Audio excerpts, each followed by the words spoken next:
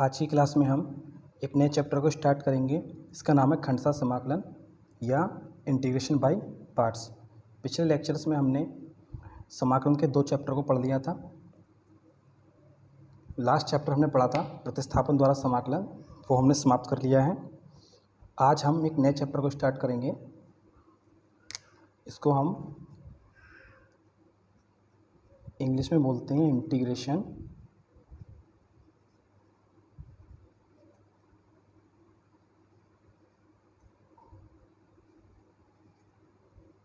Bye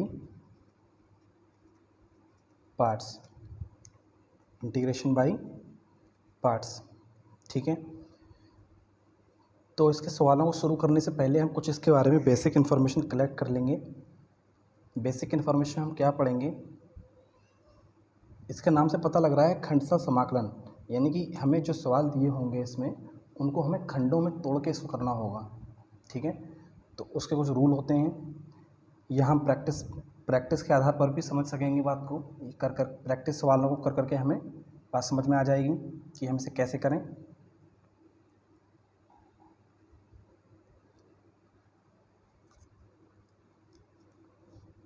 तो कुछ information देखते हैं हम एक वर्ड यूज़ करेंगे आईलेट। क्या बोलेंगे?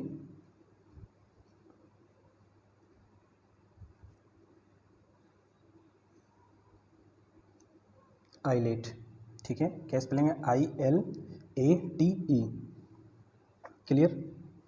अब हम यहाँ लिखेंगे इसके एक एक अल्फ़ाबेट का क्या मतलब है, उसको हम नोट करेंगे और बात को समझेंगे। सबसे पहले हम लिखेंगे I, फिर लिखेंगे LATE,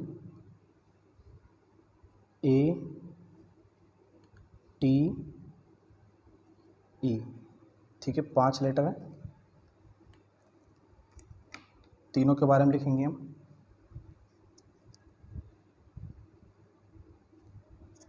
तो सबसे पहले हम देखेंगे I फॉर क्या होता है।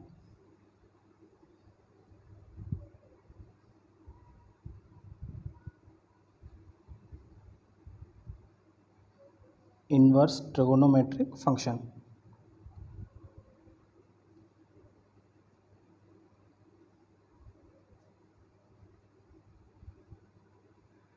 शॉर्ट में लिख दे रहे हैं इसको। हिंदी में से बोलेंगे प्रतिलोम वृत्तीय फलन, ठीक है।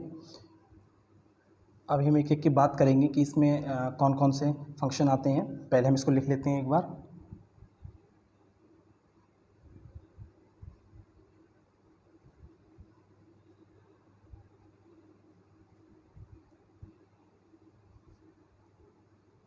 लॉगरिथमिक फंक्शन, हिंदी में इसको बोलते हैं लघुगणकीय फलन,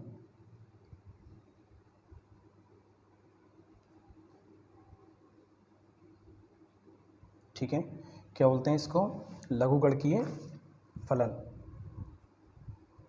A for algebraic equation, algebraic function, ALGEBRAIC,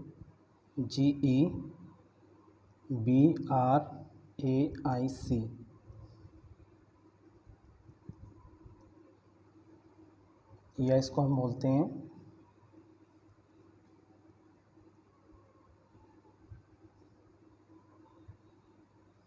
बीजगणितीय फलन,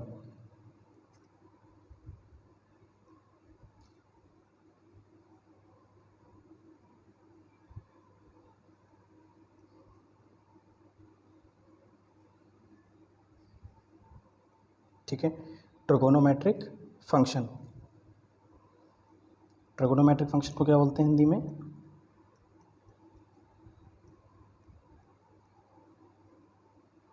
त्रिकोणमितीय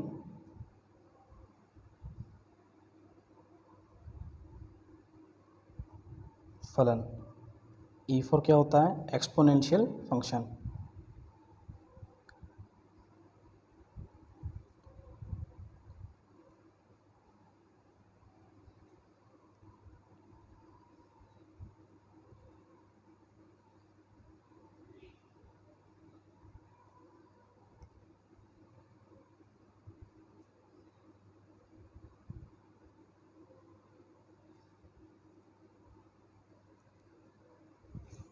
ठीक है।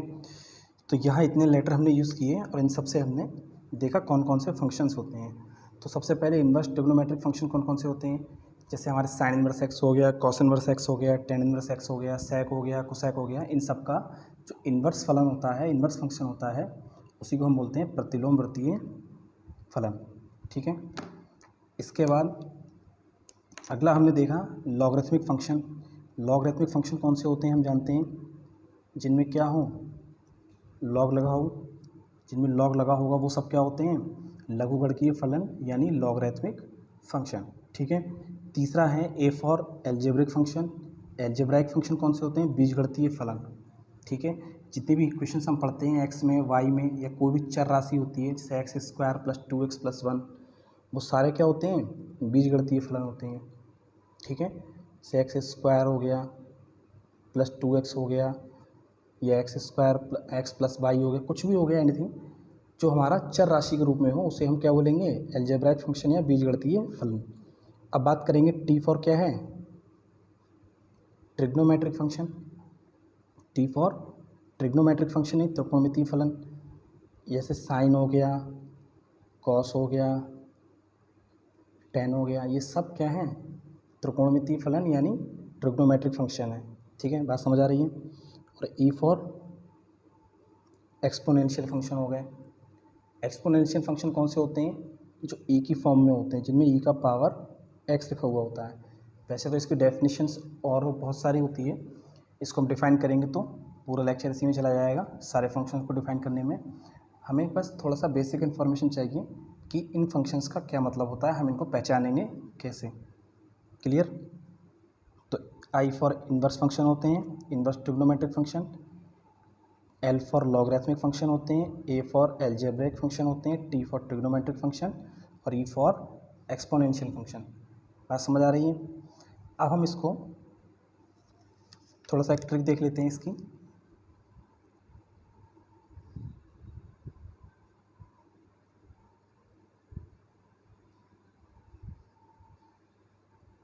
ठीक है, ये लिखा हुआ है आईलेट। अब हम देखेंगे साइक्लिक ऑर्डर या चक्रीय क्रम सभी ने पढ़ा होगा।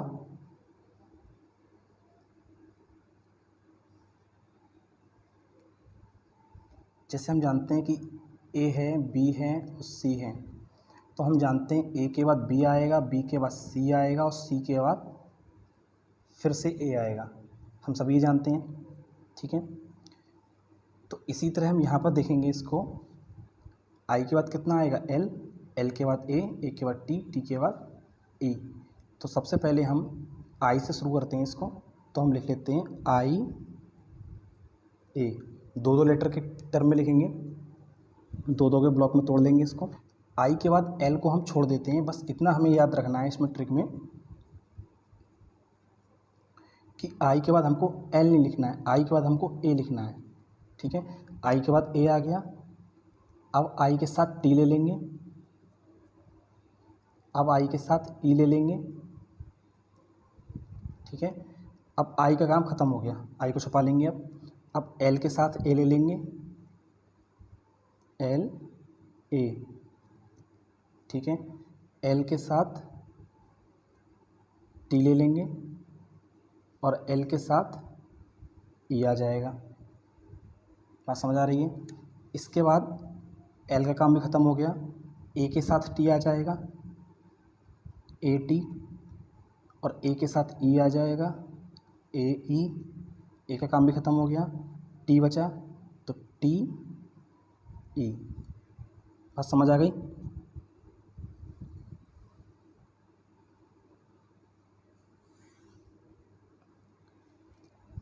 क्लियर।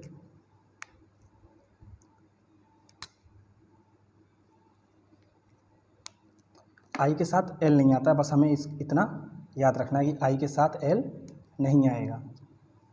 ठीक है। अब हम यहाँ पे एक नोट लिखेंगे,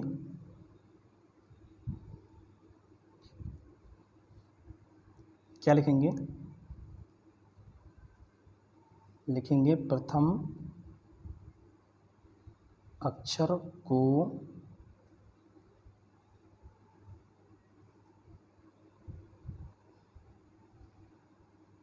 प्रथम फलन मानते हैं,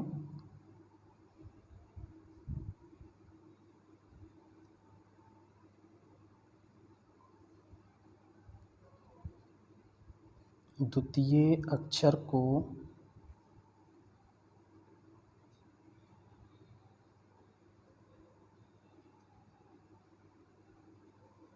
द्वितीय फलन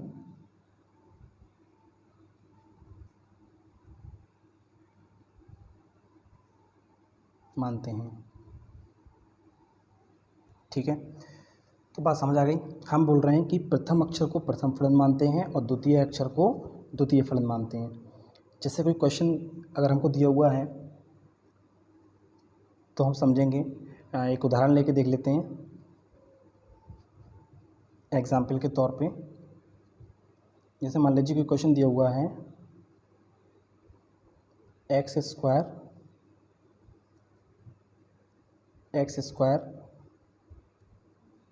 इंटू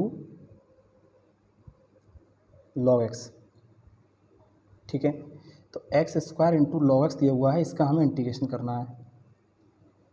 तो यहाँ पर एक फंक्शन ये हो गया, एक फंक्शन ये हो गया, दोनों को हमें मानना है। अब हम मानेंगे कैसे, हम ये देखते हैं एक्स स्क्वायर कैसा फलन है। एक्स स्क्वायर हमारा एल्जेब्रिक फंक्शन है। ए एक्स स्क्वायर क्या है, एल्जेब्रिक फंक्शन है। और लॉग एक्स कितना है, कैसा है, लॉगरिथमिक फंक्शन है। तो लॉगरिथमिक के लिए एल आ गया। एक्स स्क्वायर हमारा एल्जेब्रिक फंक्शन है, लॉग एक्स हमारा लॉगरिथमिक फंक्शन है। तो ए और एल, तो आ गया ए और एल। बात समझ आ गई। अब ए और एल में हमने बोला, अभी ऊपर लिखाया नोट में, तो देखेंगे ए और एल इसमें है या नहीं है। तो ए और एल कहाँ है, ये है, ए और एल यहाँ दिया हुआ है। तो हम क्या करेंगे, इसको उलट देंगे। ए और एल नहीं है ऑर्डर में, कितना है, एल इंटू ए है। तो इस क्वेश्चन को हम लॉग एक्स को पहले लिख लेंगे, या हम इसको ऐसे लिख लेंगे एल ए।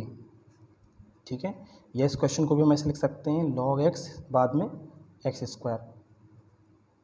हमें इसी क्रम में लिखना है सवाल को, जो भी सवाल हमें दिया होगा हम उसको इसी क्रम में लिखेंगे, क्योंकि पहले लेटर को ही हमें पहला मानना है, दूसरे लेटर को हमें दूसरा मानना है। तो एल ए हो गया। ठीक है, तो एल पहले आ रहा है और ए बाद में आ रहा है, तो ये हमारा पहला फंक्शन हो गया। और एल्जेब्रिक फंक्शन को दूसरा मानेंगे तो ये हमारा दूसरा फंक्शन हो गया। ठीक है, तो इतनी मेहनत हम किस लिए कर रहे थे कि जो भी हमें गिवन क्वेश्चन हो उसमें हम ये पहचान कर सकें कि पहला फंक्शन कौन सा है और दूसरा फंक्शन कौन सा है। ठीक है, बाकी हम जब सवालों को करेंगे तो हमें सवालों को करते करते भी आइडिया लग जाएगा कि हमको कैसे करना है। बात क्लियर। तो ये काफ़ी इम्पोर्टेंट इन्फॉर्मेशन है, इसको नोट कर लेंगे। ठीक है, ये सारे टर्म याद कर लेंगे और ये ट्रिक भी लिख लेंगे और इसको भी हम याद कर लेंगे।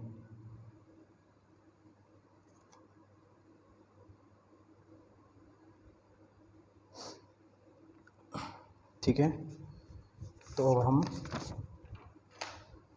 सवालों की ओर चलते हैं।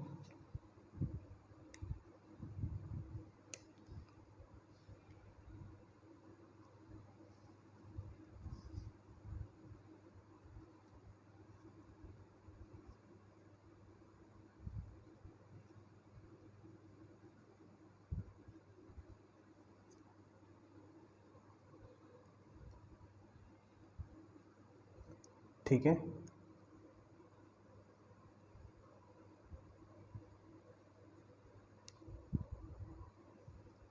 तो हम पहले इजी सा क्वेश्चन लेते हैं, कोई जो आसानी समझ में आ जाए।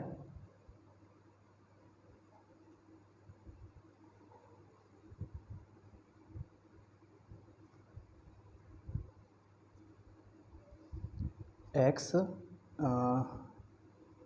यहाँ e की पावर 4x ले लेते हैं। ठीक है, तो ये हो गया x इंटू ई की पावर 4x। क्लियर।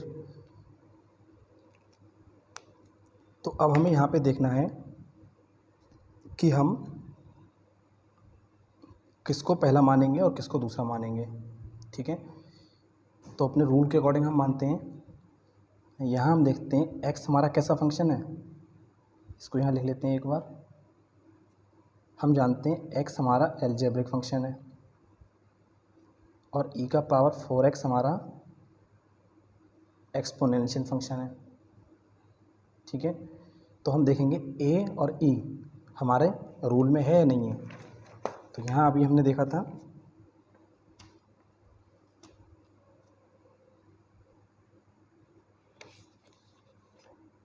तो नोट करेंगे, यहाँ आ रहा है ए इंटू ई।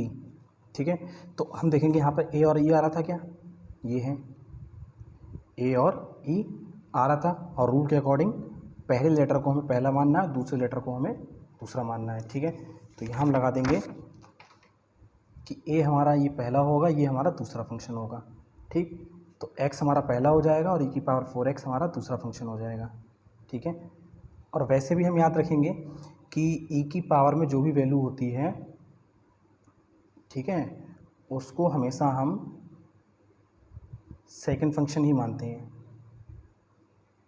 कुछ रेयर केस में हमें कभी फर्स्ट मानना पड़ जाए वो अलग बात है, वरना हम मोस्टली ई की पावर एक्स में या एक्सपोनेंशियल जितनी भी फॉर्म्स होती हैं उसको हम सेकंड फंक्शन ही मानते हैं। ठीक है, ऐसे ही लॉग को हम पहला फंक्शन मानते हैं। जब लॉग का सवाल करेंगे तो हम उसकी बात करेंगे।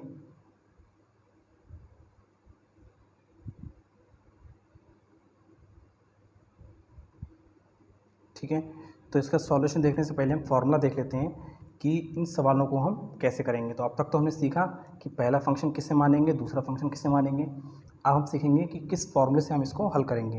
हम मान लेते हैं कोई दो फंक्शन दिए हुए हैं, यहाँ दो फलनों का गुणनफल ही दिया हुआ हमें, तो हम मान लेते हैं पहला फंक्शन है और दूसरा फंक्शन है। तो इसका इंटीग्रेशन हम कैसे करेंगे, हम लिख लेते हैं पहला फंक्शन हमारा ऐसे ही रहता है, इसमें कोई चेंज नहीं होता। इसके बाद सेकंड वाले फंक्शन का इंटीग्रेशन कर देते हैं, माइनस इंटीग्रेशन, इसके आगे एक ब्रैकेट। अब यहाँ लिखते हैं हम डिफरेंशिएशन ऑफ फर्स्ट फंक्शन। ठीक है, पहले वाले फंक्शन का डिफरेंशिएशन करते हैं into integration of second function.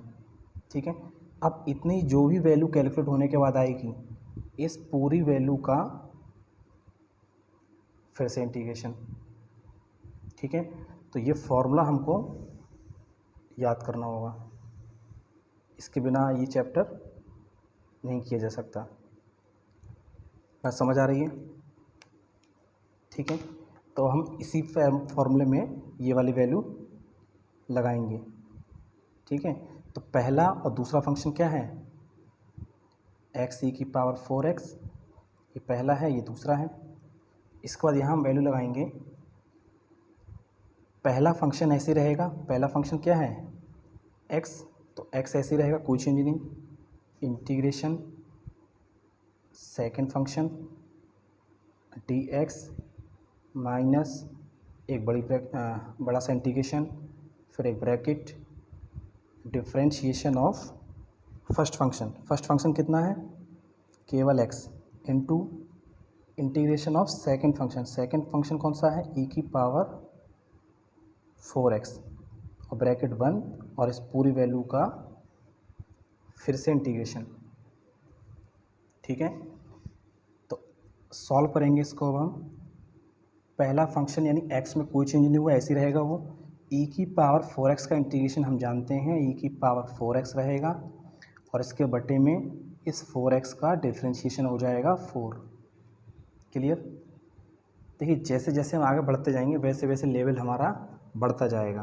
ठीक है, इंटीग्रेशन का जो लेवल है वो बढ़ता जाएगा। हमने 2 चैप्टर पढ़ लिए, अब हमने उसमें क्या सीखा उस सब का यूज़ आगे आगे होता जाएगा। ठीक है, माइनस x का डिफरेंशिएशन हो जाएगा 1, e की पावर 4x का इंटीग्रेशन हमने अभी किया था, e की पावर 4x अपन 4, ये dx, क्योंकि इंटीग्रेशन एक बचा हुआ है, ये वाला dx है, ये हो जाएगा x e की पावर 4x अपन 4 माइनस 1/4 कांस्टेंट है, इंटीग्रेशन ई की पावर 4x और ये dx।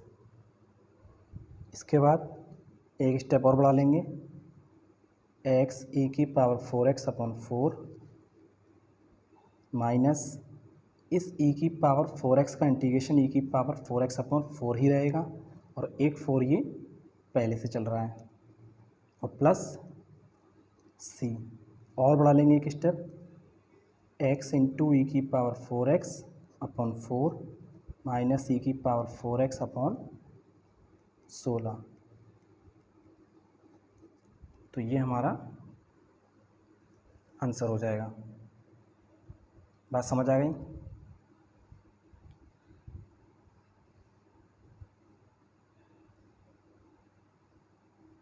ठीक है, अगला देखते हैं अब हम।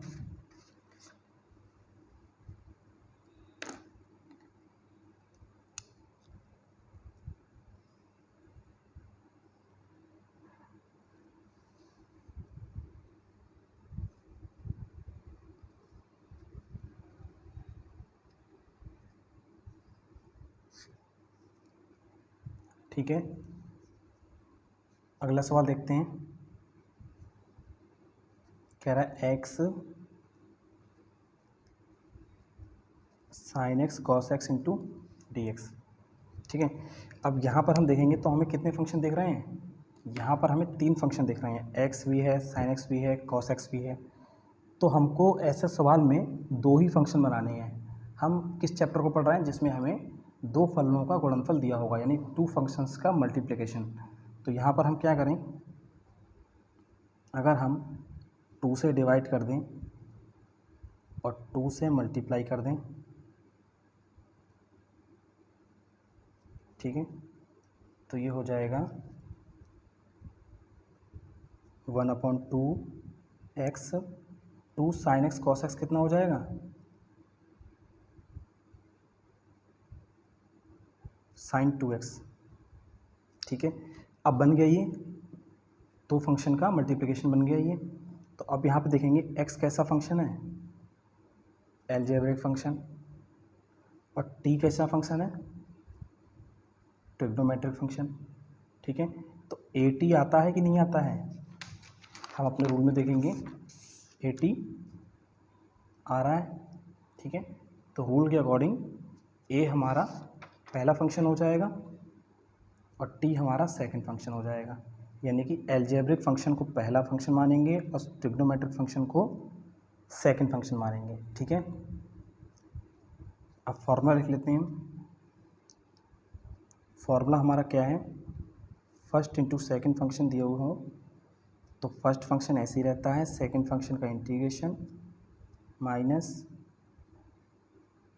Differentiation of first integration of second और इस पूरी वैल्यू का फिर से इंटीग्रेशन। क्लियर? तो ऐसे सवालों को इस रूल के अकॉर्डिंग भी कर सकते हैं और हम प्रैक्टिस करते रहेंगे तो हमें सवालों को लगाने में कोई दिक्कत नहीं होगी, क्योंकि हम पहला फंक्शन उसे मानते हैं जिसका डिफरेंशिएशन हो सके इजीली। हम यहाँ पे देखेंगे कि अगर हम x का डिफरेंशिएशन करेंगे और x को हमने माना है पहला फंक्शन, तो जब यहाँ इसका हम डिफरेंशिएशन करेंगे तो x खत्म हो जाएगा, केवल साइन 2x रह जाएगा, उसका इंटीग्रेशन कर लेंगे। लेकिन अगर हम साइन 2x को यहाँ पहला फंक्शन मानते हैं तो साइन 2x का कॉस 2x बन जाएगा और x का इंटीग्रेशन फिर से x² बन जाएगा, यानी फंक्शन वो ख़त्म ही नहीं होगा। तो हम ऐसा फंक्शन को पहला मानते हैं जिसका डिफरेंशिएशन यहाँ छोटा होने लगे या ख़त्म हो जाए। बात समझ आ गई? तो लगा देंगे अब इसको हम। 1/2 हमारा साथ में ही चल रहा है, ये हो जाएगा x इंटू, इसके बाद 1/2 हमारा ब्रैकेट में बाहर चलता रहेगा। पहला फंक्शन यानी x ऐसे रहेगा, सेकेंड फंक्शन का integration minus integration differentiation of first function integration of second function और इस पूरी वैल्यू का इंटीग्रेशन और ये बड़ी वाली ब्रैकेट। ठीक है, तो ये हो जाएगा 1/2 x साइन 2x का इंटीग्रेशन कितना हो जाएगा, minus cos 2x। Clear, sign 2x का इंटीग्रेशन हो जाएगा माइनस कॉस 2x और इसके बट्टे में 2x का डिफ्रेंशिएशन हो जाएगा 2। इसके बाद माइनस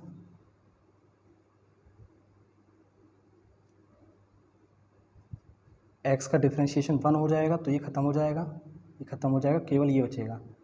साइन 2x का इंटीग्रेशन होता है माइनस कॉस 2x अपॉन 2 और ये वाला dx, ये dx तो ख़त्म हो गया जब इसका इंटीग्रेशन किया हमने, ये वाला dx बचा और ये बड़ी वाली ब्रैकेट, तो 1/2 minus x cos 2x upon 2, ये माइनस माइनस प्लस हो गया, कॉस 2x का 1/2 चल रहा है साथ में एक ही, और इस कॉस 2x का इंटीग्रेशन कितना होगा, साइन 2x अपॉन 2। तो ये हमारा फाइनल आंसर हो जाएगा। बात समझ आ गई।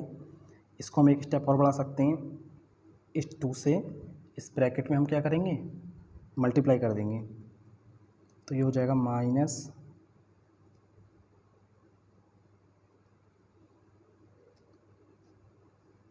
एक्स कॉस 2x अपॉन 4, इस 2 से यहाँ मल्टीप्लाई करेंगे तो ये हो जाएगा साइन 2x अपॉन ये 2 2 ज़ा 4 और 2 ये है, ये हो जाएगा 8। बात समझ आ गई। तो ये हमारा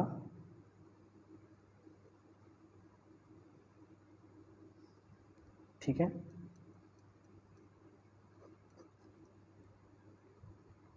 क्लियर, आंसर आ गया हमारा माइनस का x कॉस 2x अपॉन 4 और ये sign 2x upon 8। Clear, note कर लेंगे इसको।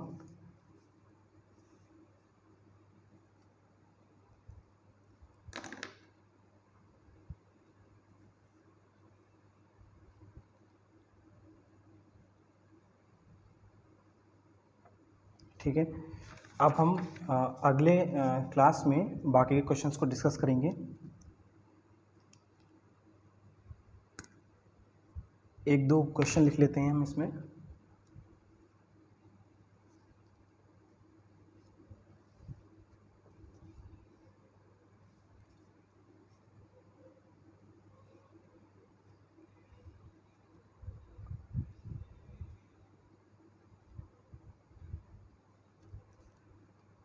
लिखा हुआ है x square into cos x, तो इसका हमें क्या करना है, इंटीग्रेशन करना है। ठीक है, एक क्वेश्चन हम अच्छा और ले लेते हैं।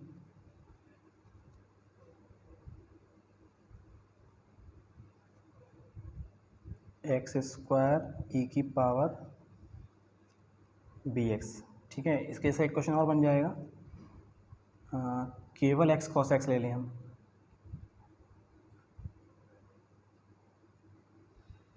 है ना, छोटा सा सवाल ये भी बन जाएगा।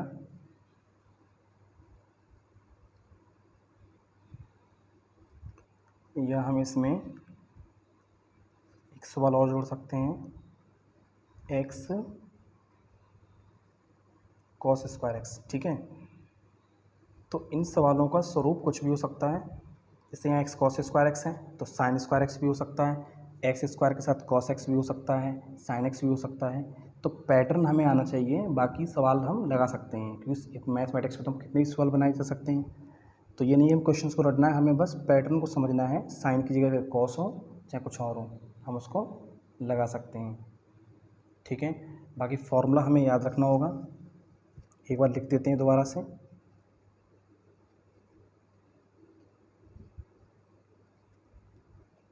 पहला फंक्शन ऐसे ही रहता है, सेकंड वाले का हो जाता है इंटीग्रेशन माइनस बड़ा इंटीग्रेशन लगाते हैं, पहले वाले का हो जाता है डिफरेंशिएशन और सेकंड वाले का हो जाता है इंटीग्रेशन। और यहाँ पर जो भी वैल्यू बचती है ये कैलकुलेट करने के बाद, सॉल्व करने के बाद, इस पूरी वैल्यू का दोबारा से इंटीग्रेशन। ठीक है, तो ये फॉर्मूला हमको हेल्प करेगा क्वेश्चंस को सॉल्व करने में। ठीक है, तो अगले लेक्चर में बात करेंगे हम इसकी।